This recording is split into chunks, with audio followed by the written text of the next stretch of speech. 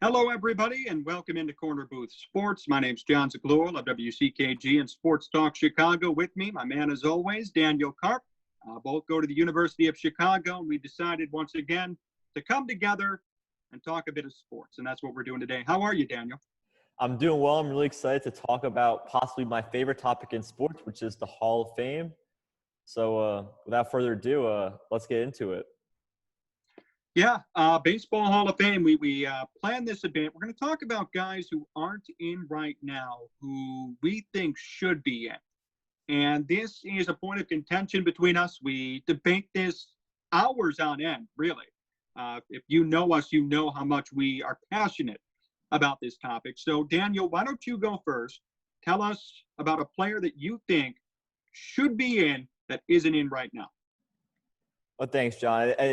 It's a really good time to be talking about this just because this is when the Hall of Fame would normally be inaugurating their new members. But, of course, this year they've had to push that back. But a good way to supplement that for our sakes is to talk about next year's Hall of Fame. So one person that I would love to see get in, even though I'm not sure he's ever going to, is Andy Pettitte. Now, at this point, you've got three members of the Yankee dynasty into the Hall of Fame. You've got Mariano with 100%, Derek Jeter last year, and Mussina as well. Now, Mussina didn't win any World Series with the Yankees, but he was a part of it from, I believe, 03 to 08 and won 20 games with the Yankees. But Andy Pettitte was there for all 5 World Series. Now, he did take HGH, which is his biggest flaw. And it was not at a time when it was illegal, and he never served a suspension. But that is a flaw in his resume. But he had 256 wins, a 3.8 ERA, which is a little bit high, and 2,500 strikeouts. He had a 60.2 WAR and finished top 5 or top 6 in the Cy Young 5 times over his career. Some might say he's the Hall of Very Good. Right now, that's what the metrics and that's what the metrics suggest, and that is what people are voting towards. But I think he's a Hall of Famer. He has the best postseason resume of any pitcher ever. And his numbers might fall short in the regular season, namely his strikeouts and his ERA, but I think that you can overlook that for his postseason prowess. Especially considering now, moving forward, that 250 wins is going to be the number to reach for pitchers, as we think CC Sabathia might get in with that help. I think it's fair to look at Andy Pettitte maybe through the same scope of 256 wins being enough wins to get in. John, what do you think about that? Okay, so I couldn't disagree with you more, but here's why I will defend your point, first of all. If the Hall of Fame lets in Jack Morris, who had an ERA of 3.9, it's the highest ERA of any starting pitcher in the entire Hall of Fame. So if they let in Jack Morris, then by default, you have to let in Andy Pettitte. Jack Morris, great postseason resume, similar amount of wins, 3.9 ERA, no milestones, got in. To this day, I firmly disagree with that induction. But because he's in, I understand your point.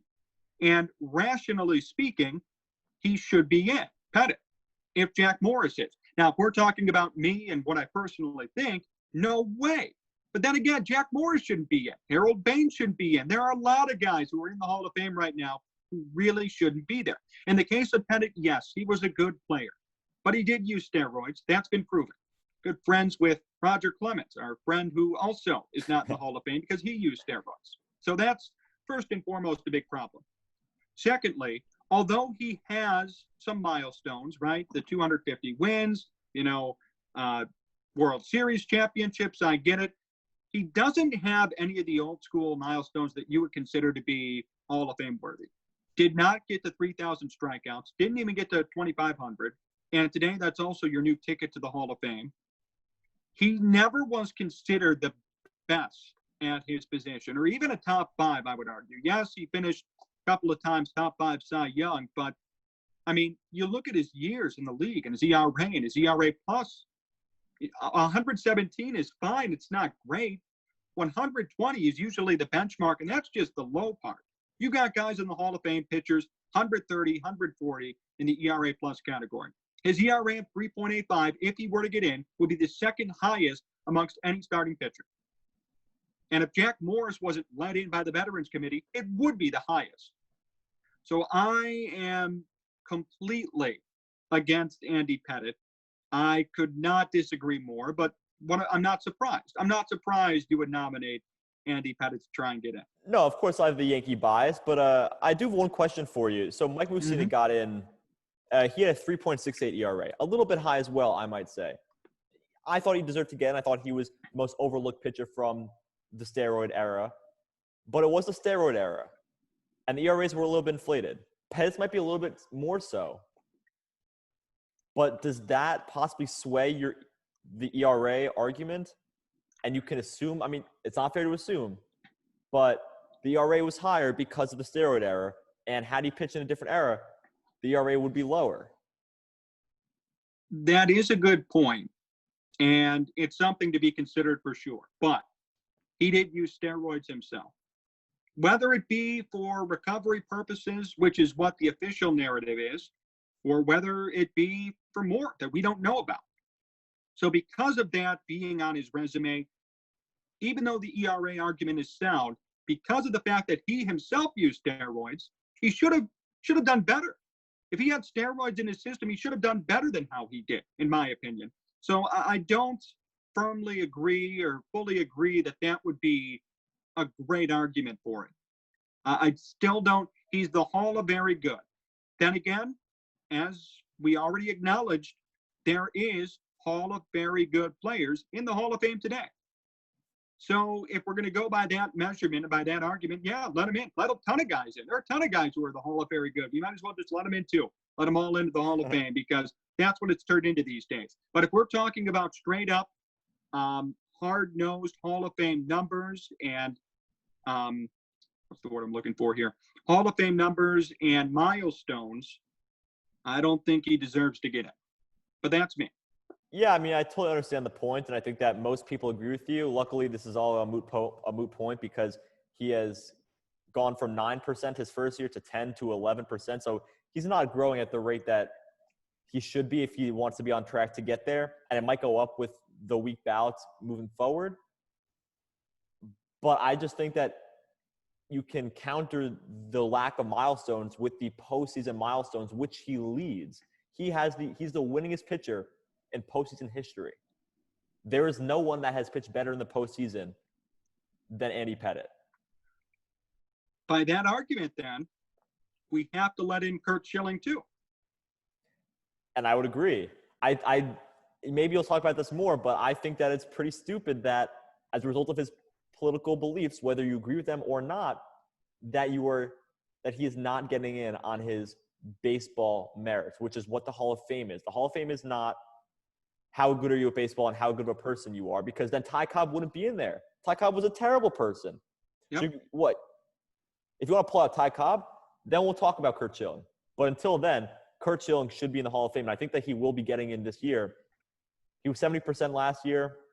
I think he's going to grow again. It's his 9th year on the ballot. I think he's going to find a way in at some point. Yep, no, I agree. Curt Schilling is a guy who never really stood out on the ballot, but as the years have progressed here, people have realized just how good he really is. Great postseason pitcher, 3-time World Series champion, World Series MVP, with Randy Johnson in 2001. He's the only member of the 3,000 strikeout club, minus Roger Clemens, who is not in the Hall of Fame. That's right. There is so much going for Schilling, and I hope these voters put his politics aside and just think about baseball performance. You know, O.J. Simpson is in the Football Hall of Fame. He's a murderer. It's all about your performance on the field when you play. So if we're going to take that only into account, yeah, Schilling should be in. And there's something to be said as well for his aura on the mound. I mean, he has the stories of Curt Schilling. And the one that comes to mind for, I think, most baseball fans is the bloody sock. But these are stories that are part of what makes baseball great. And the Hall of Fame is trying to tell history of baseball. And the history of baseball doesn't exist without Curt Schilling. Yep. Nope. Couldn't agree more. 100%. Schilling is a guy who should be in. He should have been in first ballot, in my opinion, but hopefully he'll get in here in year 10. Yeah, and he had 20 wins 3 times, and he probably would have won a Cy Young if it wasn't for Roger Clemens / Randy Johnson. I mean, you can make the case it's bad luck. He's so similar to Mike Mussina in terms of how he was overlooked during that era with the other 5 guys with Johnson and Maddox and Glavine. But yeah, I think Schilling there's definitely a spot for Schilling in the Hall of Fame. Do I get to go with my guy now? Yeah, go for it. I've been rearing for this one. So let me ask you this to start, Daniel. Okay, I want to ask you a question. You could respond if you want.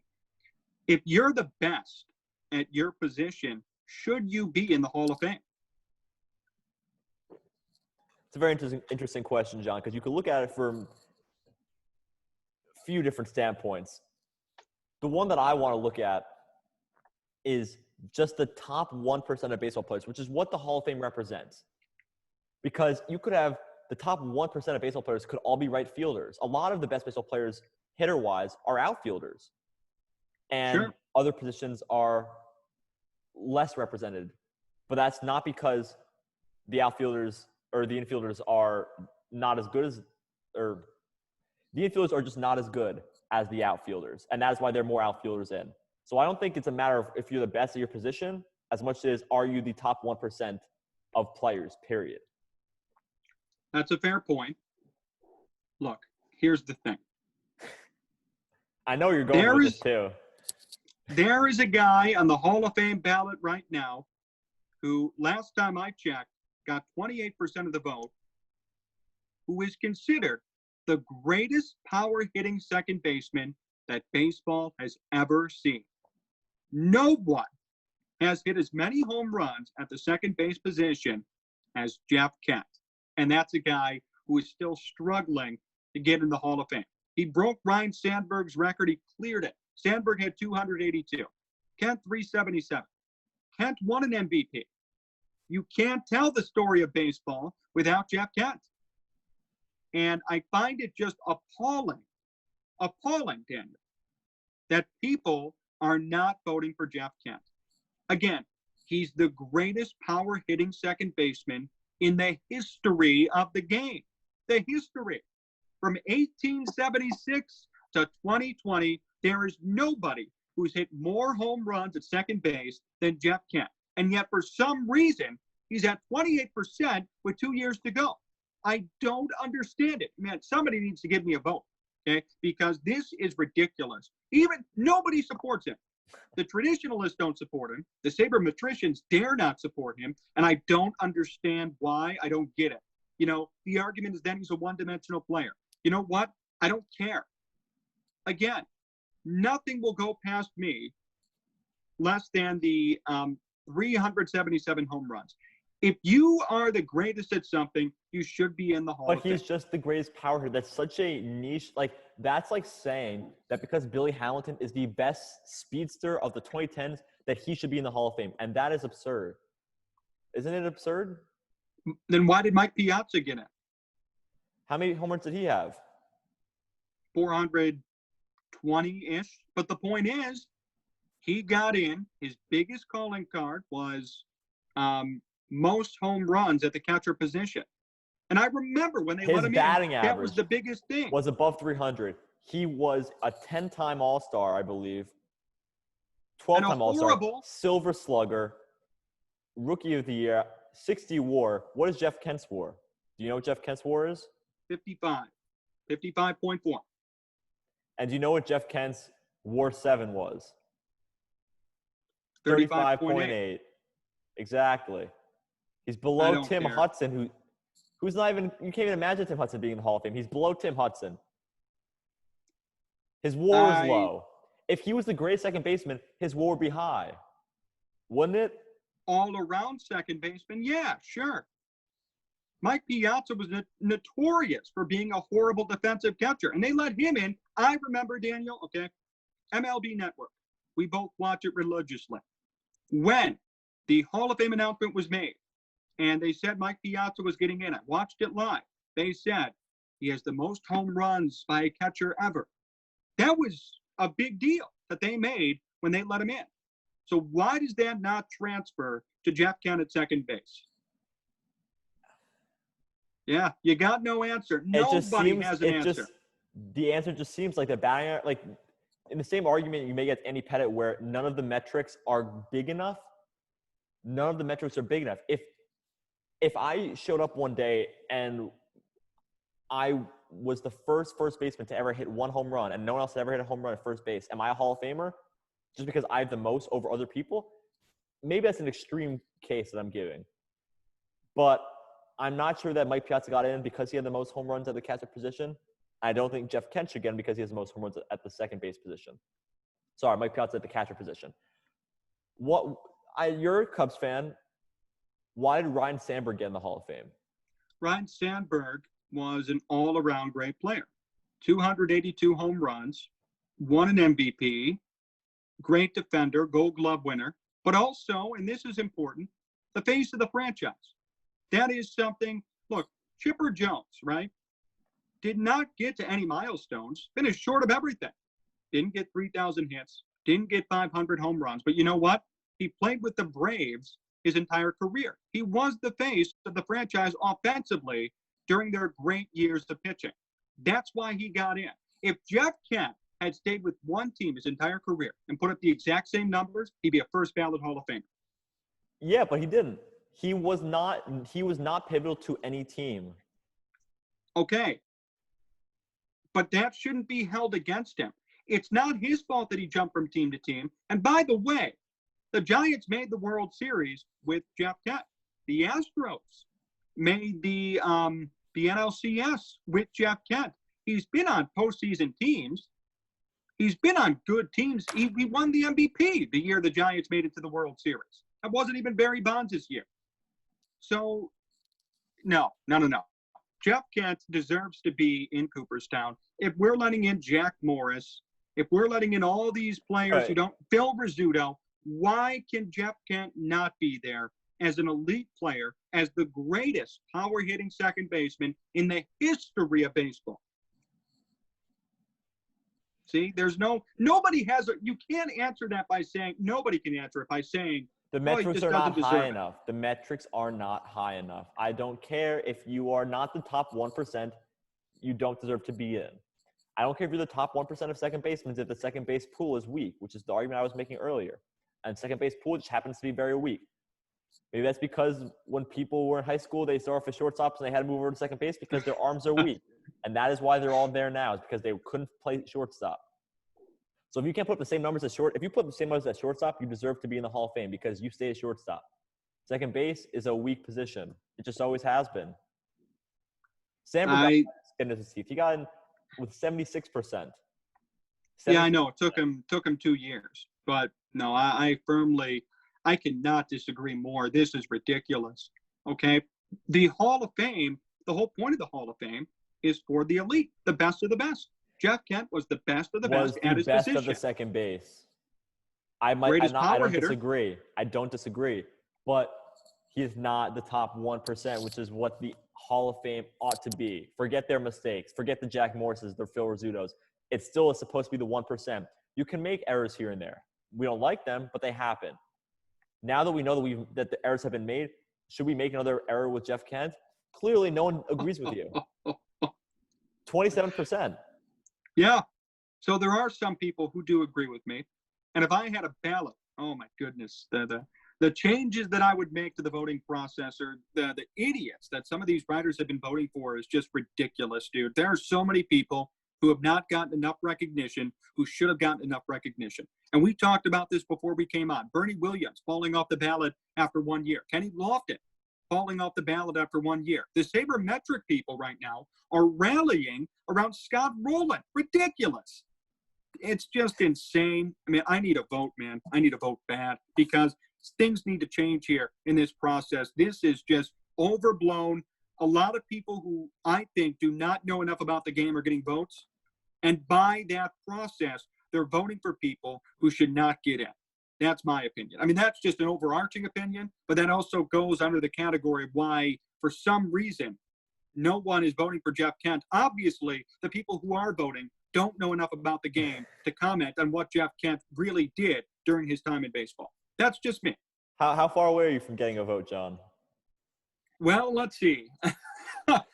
You got to be a member for 10 years, and I'm still not a member yet, so a long way to go. But that is a lifetime dream. So we're safe for now. The entire world.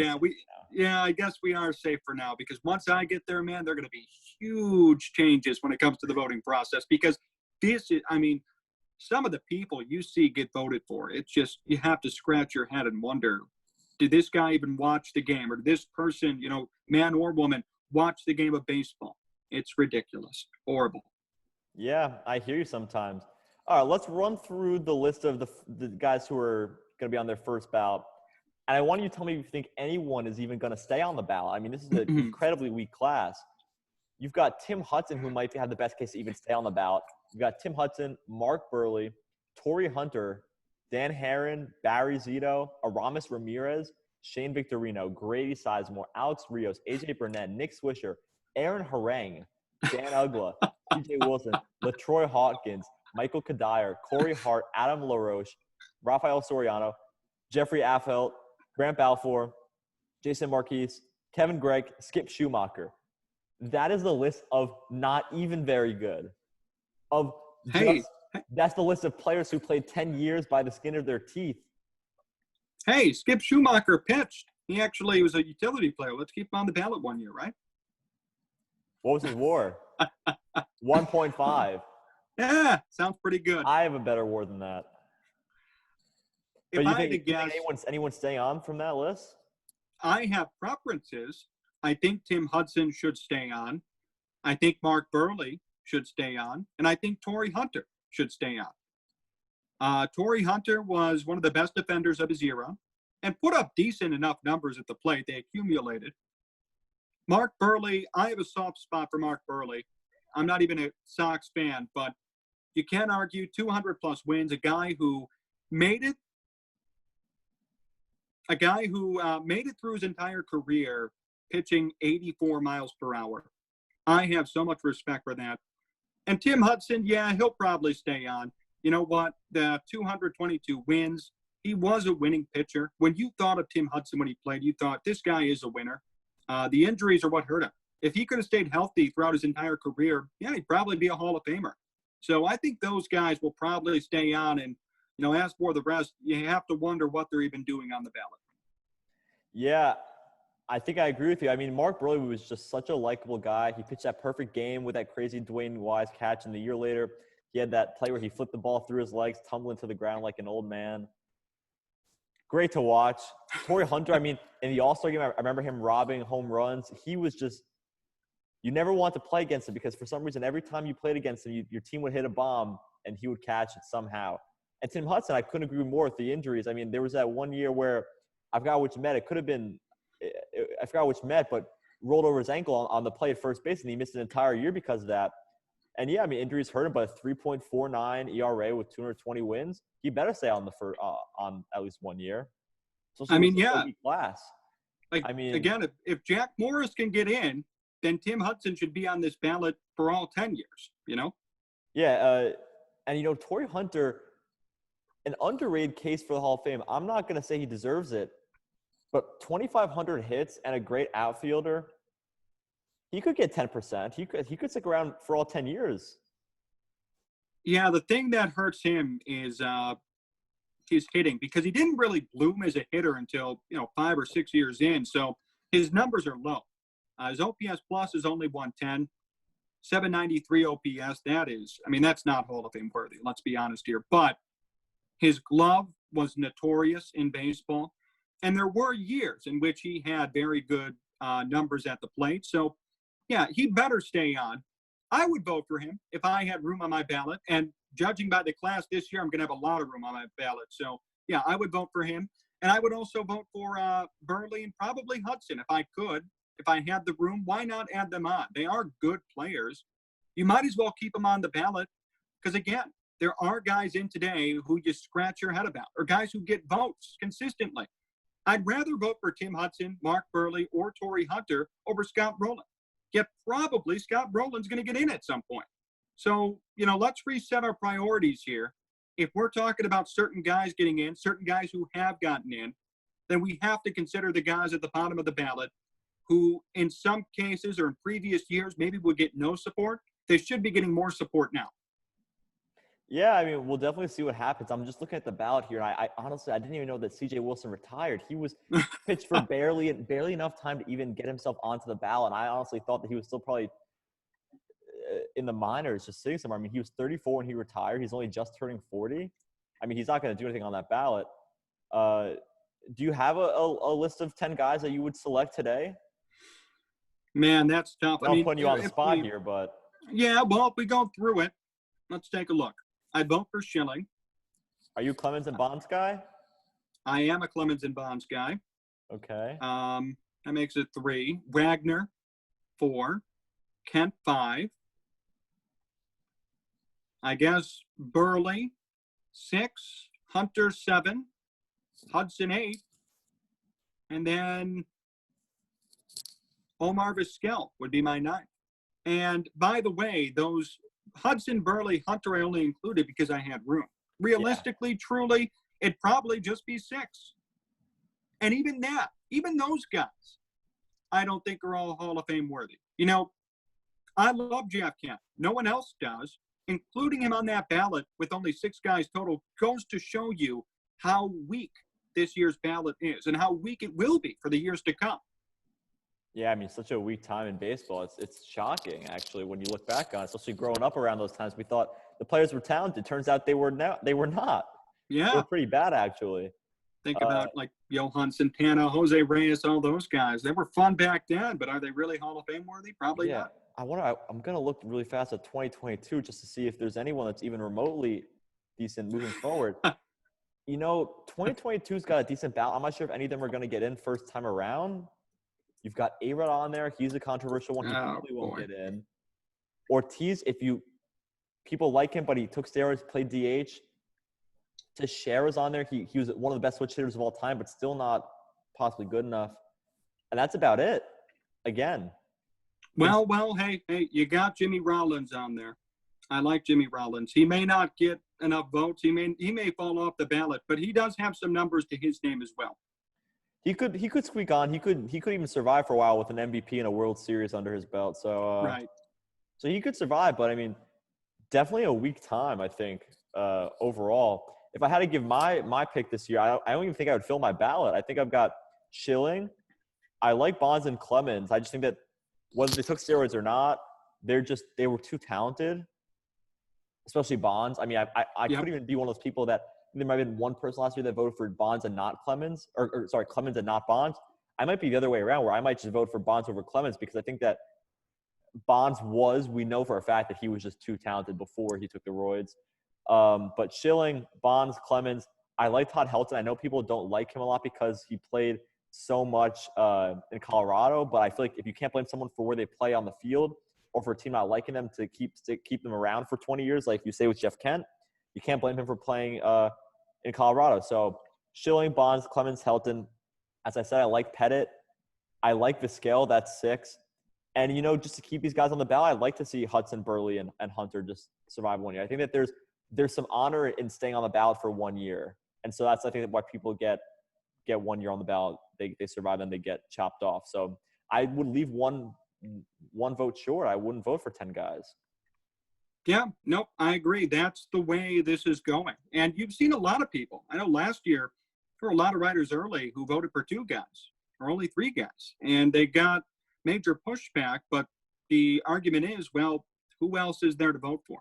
We're not going to let in Shane Victorino or Grady Sizemore or Alex Rios. And we're not going to let in Gary Sheffield, Manny Ramirez, Sammy Sosa. Sorry. Yeah. So if people don't agree with that, they have to realize what the game of baseball is and what those guys truly made when it came to contributions to the game. Because I think a lot of people hold some of these players in a very high regard, and in reality, they probably shouldn't be there. Yeah, I agree with that. And honestly, considering how much people like to vote for 10 guys, I was a little bit surprised that Larry Walker only got him to 76% last year. I thought that with no one on the ballot, just Derek Jeter, I felt like he would get more votes. I also thought that Schilling would get it just because of the fact that there weren't that many people to vote for. People like voting.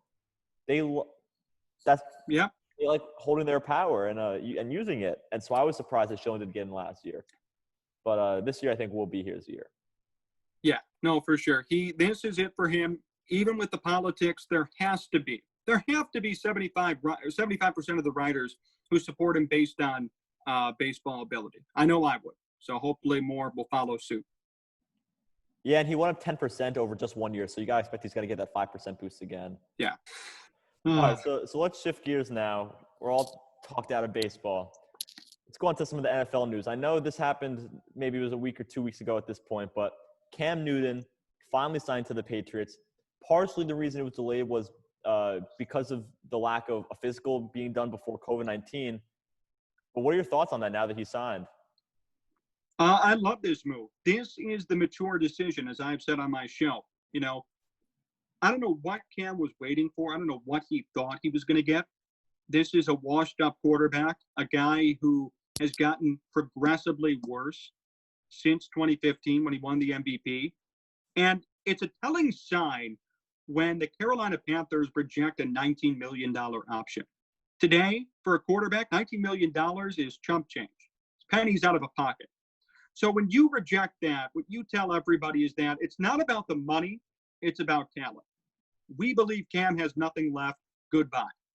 So, like I said, I don't know what Cam was thinking he was going to get or why he waited so long, because there's really no team that needed someone like him for his salary or his expected salary. So he had to mature and he had to realize, well, Jameis Winston and Andy Dalton, they did the right thing. They had to take minimum contracts, become backups, and reinvent their career. And in order for Cam to stay in this league, he's going to need to find ways to reinvent himself. So here's his chance with New England. 1 year deal, prove it. Prove to everybody that you're changed. Prove to everybody that you can improve your game, or else you're out of the league. This is his last chance. Veterans go to New England to either prosper and move on or die. Antonio Brown, he's pretty much dead when it comes to the NFL. Randy Moss went there, and he turned out just fine. So it depends on what you make of the situation, and it's all up to Cam to make the most of what he has right now. Yeah, I totally agree with you. What do you think the Patriots taking a flyer on him, though? You think Stidham's going to start, or you think that Cam Newton's going to start? Right now, I would say Stidham will start game one, but Cam has the opportunity, similar to what's going on here in Chicago with Nick Foles and Mitchell Trubisky. Cam has the opportunity to come off the bench and play in weeks 2, 3, or whatever it might be. You have to give Stidham the start simply because he did play behind Tom Brady. He's been a part of the team, knows the offense, knows the system. Give him a crack. Why not? And if Cam has to sit the bench, so be it. There's no guarantee with this contract anyway. You know, I saw so many people saying, well, Cam is signed, so now he's automatically the starter. That is not how it works. There is a lot of other moving pieces still involved. And again, Stidham is the incumbent. Stidham will have to lose the job. So unless Stidham just does horrible in training camp, which I don't expect, he will start game one. And then from there, we'll have to see how his performance goes over the season. That'll warrant whether Cam will come in. Yeah, I couldn't agree more. I just think that the offense is not built for Cam Newton. I mean, for 20-plus years or however long it was, they had Brady and they had Bledsoe, and Stidham fits that mold. Garoppolo fit that mold. Cam Newton does not fit that mold. And unless they're going to upend their entire game plan, and maybe Bill Belichick will do that, but I just don't see them doing it so fast. And even if they do, Cam Newton is going to be a shell of himself playing in that scheme. Because remember, you go to New England to play for Belichick. You don't play for yourself. You play for the team, and that is what makes the Patriots so good. So I think Stidham's obviously going to get the start, and we'll see if Cam gets a shot. I mean, Stidham could play well. You've got the Dolphins, who are not great, the Bills, where I think Josh Allen still has much to prove, and the Jets are the laughingstock of the NFL. I think there's no reason why the Patriots can't win the division again with Stidham as quarterback. And it actually reminds me a lot of the Bears a few years ago when they had a quarterback who maybe wasn't as great, but he did the job, and the defense was the bright spot for the team. And you see Stephon Gilmore. I think he just got rated 99 in Madden. So, I mean, he's a great talent. And the defense is going to be what holds them together. I think if Stidham can just throw the ball, pick up a few first downs, maybe get one touchdown a game, that will be enough for the Patriots. And you're not even going to need Cam. I mean, yeah, last year, Tom Brady, his passer rating was under 90. And looking at where that got them. The team, it's a system designed around the entire team. It's not just straight up, quarterback or straight up running back. It's an entire cohesive unit. That's a good thing that Bill Belichick has done. And I don't think he's going to upend everything for Cam. Why accommodate to some washed up quarterback who wasn't even paid his $19 million option for Carolina? That should be a slap in the face to Cam.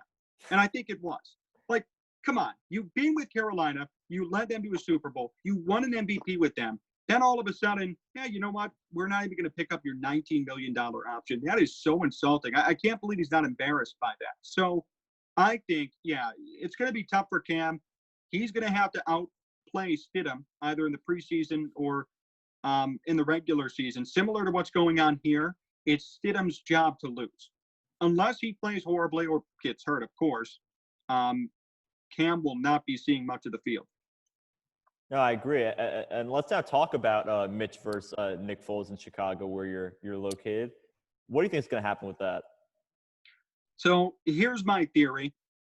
Maybe it's not right. I'm not around the team every day. I'm not a beat reporter, but this is my theory with this. Mitch Trubisky is going to start game one. The Bears, what they did this past offseason was they looked for a quarterback who wasn't good enough to beat Mitch. Because secretly, they still want Mitch to succeed. Remember, that's Ryan Pace's butt on the line here. He's the one who drafted him. So if Mitch doesn't succeed, that reflects poorly on Pace and Nagy and the entire team. Trubisky will start game one. But the minute he screws up, enter Nick Foles. And this is so interesting. I've said this before. I had Ross Tucker on my show back in April once this all started. And he told me this. Every year in which Nick Foles has succeeded, he's come off the bench. The years in which he started right away were the most forgettable years of his career. The Rams, the Chiefs. But when he came off the bench mid-season, that's when he shines. So as for the Bears, I would say Trubisky will start game one. Foles will probably come in mid-season. And hopefully they'll clean it up and they'll make the playoffs. But right now, it is very concerning to me to think about the Bears as a playoff team. You need a quarterback. It is the most important position on the field, no matter what. You could have the best defense in the world. You could have the best running game in the world. If you don't have somebody competent behind center, you're not winning many football games. No, yeah, I think that all makes sense. I mean, you're from Chicago and you're around them much more than I am, but I think it makes sense that Mitch starts. You got to give him one more shot, I think. I mean, it was only 2 years ago that he took them to the playoffs. He's very up and down, and he has a lot of games where you think that he shouldn't even be in the NFL, but I think you give him a shot. Nick Foles, you're totally right about him. He has not succeeded when he has started. I think part of that has to do with the fact that when teams get to prep for him, he's just not that talented.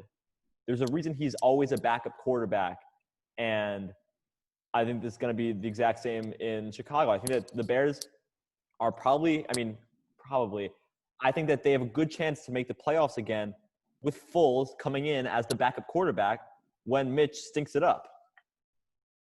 Yeah, I agree with that. Foles, there's nothing flashy about him. And as you said correctly, he's not even that talented. I mean, last year, Gardner Minshew, when Gardner Minshew takes over for you as a quarterback, you might as well just retire. Like, that's it. It's over. So we'll have to see. It's Gardner's aesthetic. It's the mustache. I don't even know what that guy's doing in the NFL, but that's another conversation. Anyway, I think it'll be Mitch to start. He's going to screw up because that's what Mitch does. And then coming in will be Foles to try and save the day. That's probably going to be it. And does that mean that Nagy's head is on the line here? Don't agree with that. No, I think it's going to be more so Ryan Pace. Ryan Pace is the one who drafted Trubisky, not Nagy. Nagy has tried to work with him, and I think he could be doing a better job, yes. But Nagy made the playoffs in 2018, and that will get him through a couple of more years here in Chicago. He made the playoffs. Coaches before him, Mark Trestman. Mark Trestman made nothing. They got rid of him. John Fox made nothing. They got rid of him. Nagy did make it once. He could make it again with the right quarterback. That's going to be his argument as to why he stays a bit longer. Oh, well, I mean, we'll definitely see what happens. I think Nagy's head is maybe on the line more than you do, but we'll see. I think the league has short-term memory. I think that 2018 was already 2 seasons ago. And it's a what have you done for me now league, not what have you done for me 2 years ago league. But we'll definitely see. Well, Bears fans are patient. And dude, the Bears, they should be a much better franchise than what they are. Lovie Smith stuck around for a long time. He led them to the Super Bowl, and look at how long he was with the team for. Yeah. Mike Ditka only won 1 Super Bowl, and a great coach, of course. But the point is, he only won 1 Super Bowl, and look at how long he was around for. Matt Nagy did make the playoffs. I argue that the Bears would have made the Super Bowl that year if it wasn't for Cody Parkey missing a chip shot. So he'll be around for a little bit because he needs his own quarterback. That's going to be his defense. I didn't have my own guy. If I had my own guy, this wouldn't have happened. And he'll probably get much more time than people think. Yeah, and along the same lines, who's going to be around for a little bit? Patrick Mahomes. Oh, yeah. With that massive contract. What do you think about that? I'm a fan of it. The NFL, it's all about stability at your quarterback position. You're not going to win a lot of games if you have constant change, i.e. the Bears and other teams who have never had that one franchise guy. The Bears' best quarterback ever statistically is Jay Cutler. So what does that tell you about the organization? Patrick Mahomes has done a lot already. He's won an MVP. He's won a Super Bowl. That's all you could ask for from a quarterback. Now, could the money corrupt him? Yeah, sure it could. But you have to take that chance. What are you going to do? Restart again? Alex Smith is a great quarterback. I'm a huge fan of his. That didn't work in KC. So if you have a guy who can work in your offense, like Mahomes, and work to the point where he's winning MVPs, winning you Super Bowls, you might as well sign him to this extension and make sure he doesn't go anywhere. So I'm all for it. I'm definitely for it. I'm just wondering if it's too long. I mean, they're paying – if he gets hurt at all, it's not like he's just off the contract. He's getting paid $141 million if he gets hurt. And that would be just be thrown away. I think that it's just way too long of a contract for me. I mean, the NFL players get hurt all the time. And, yeah, he's done everything you can ask for. He's won the title. He's won an MVP. There's no sign of him stopping or slowing down. But I just think you're overpaying him. The happiest person in the room, though, has to be Dak Prescott seeing this news. I mean, he's looking to get paid, and he sees how much money – it wasn't even conceivable that Mahomes could get this much. And now all of a sudden, Prescott maybe has a case for how much he wants. Now, we don't know the exact number that he wants, but he's probably happy now that Mahomes is off the market for good. Oh, yeah, I would agree. He shouldn't be expecting that dollar amount for his case. No, of course. Because Dak – he has done nothing. No. He has done nothing. No. But he is a top 20 quarterback. So if he's a top 20 quarterback, he should be getting paid the going rate. The going rate, I would say, is about $35 million. To me, that sounds like a ripoff. But you know what? Again, it goes back to stability. Do the Cowboys want to restart right now? They just locked up everybody. Their defense is locked up. They locked up Zeke.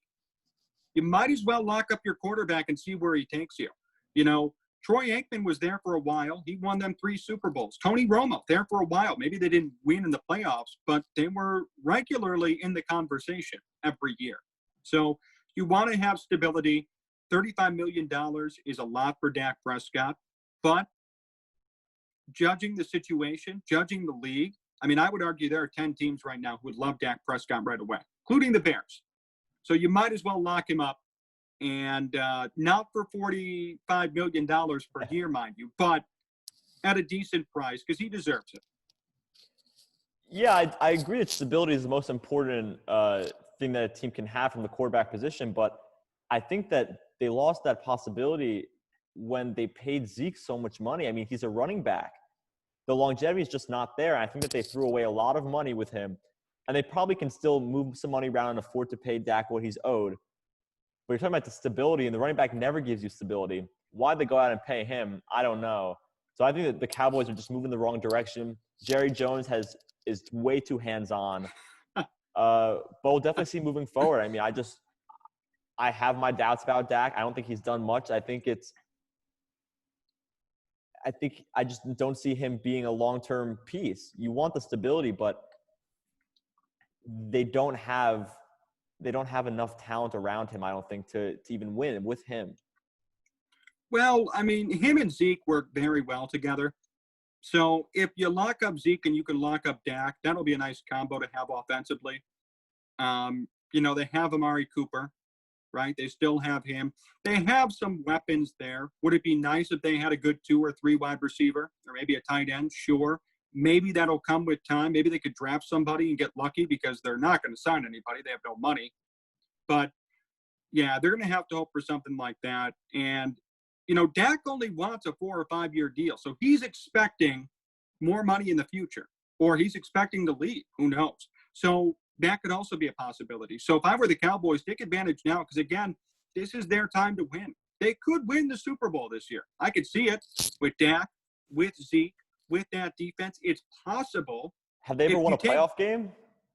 Look, if you take Dak out of the equation, that team becomes an 8-8 team. Yeah, but with him, they're 12 wins first out of the playoffs? He has not won in the playoffs once, and you want to pay this guy $45 million a year? No, not 45, like 35 to 40. And 35 to 40? Why not? Why not? Because he hasn't won a playoff game. No. 40 and 24 record, 2 Pro Bowls, 2 playoff appearances. That's good enough for me. I'd rather take that. Mitchell Trubisky hasn't won a playoff. There are a lot of guys who haven't won playoff games, and they still get some money. Mitch isn't asking for 35. Mitch stinks. We know Mitch stinks. Everyone's talking about how good Dak Prescott is, and you want to pay him $150 million over 4 years. I'm still fine with it. You need stability, dude. You need stability at the position. You can't be having a carousel, especially if you're the Cowboys. What a waste it would be if you get rid of Dak after this season. You have to start fresh. There's no one out there to replace him. They signed Andy Dalton. Okay, great. What's he supposed to do? So I don't know. He might not have won a playoff game ever in Cincy, but he's been to the playoffs much more. He could be exactly what they need as just the glue that holds the team together. He's a very solid quarterback. I'm not saying he's better than Dak. I don't think he is. But he's a very solid quarterback, and you don't have to pay him that much. You could actually use that money elsewhere, and all of a sudden you'd have money to spend. Maybe you bolster up the defense. Maybe you build the offensive lineup even more because the offensive line is starting to get a little bit older.